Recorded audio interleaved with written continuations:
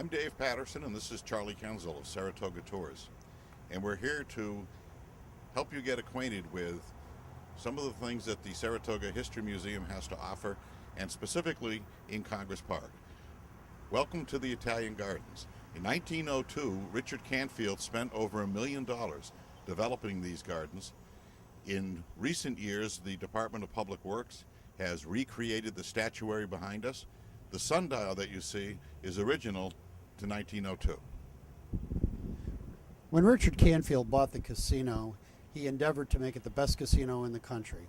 And he also wanted to make it a place where not only the rich and famous gamblers themselves would come, but he also wanted some civility to it.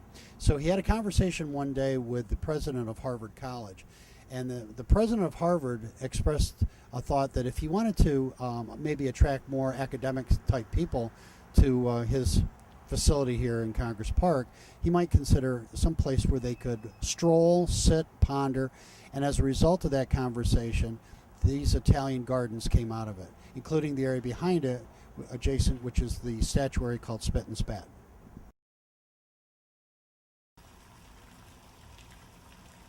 This is one of the most famous postcard shots of Saratoga Springs. This is Spit and Spat that Richard Canfield put in the park back in 1902.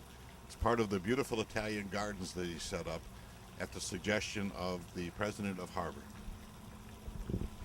The thing that we have to remember as we visit Spit and Spat today is that in the early days of the casino and the time when this was laid out, the motorized transportation wasn't around, and there was a large hedge that ran the length of Spring Street, which helped to cut down on noises, and it was just a quieter place.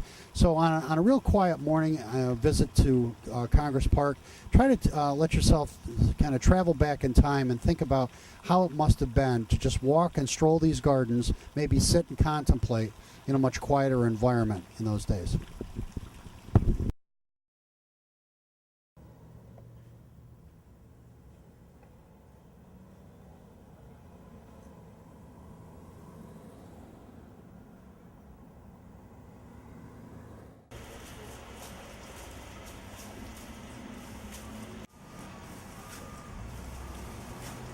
Our next stop is Hawthorne Spring. The Hawthorne Spring is a perfect example of the highly carbonated, highly mineralized cold water springs that are what made Saratoga famous. In fact, think of our name, Saratoga Springs. It'd be impossible to do a good description of our city unless we visited at least a few mineral springs.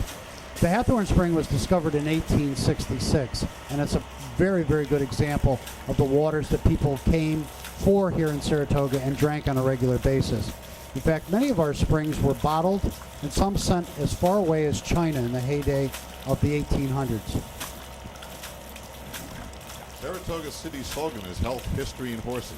It's appropriate, it begins with health. It's all about the waters. That's why people first came here.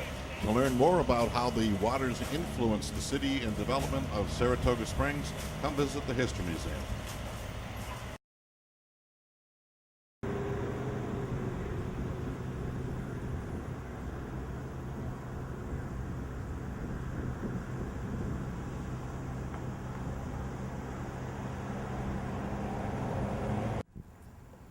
This segment is on the Batcheller Mansion, hands down one of the jewels of the city of Saratoga. In fact, this was built in 1873 by George Sherman Batcheller, and was the first private residence that was patented in the United States. It's unique for a lot of different reasons, not only the architecture, but also the fact that this was constructed for a cost of about $100,000 in 1873. President Grant was a visitor here, and today it's a thriving bed and breakfast.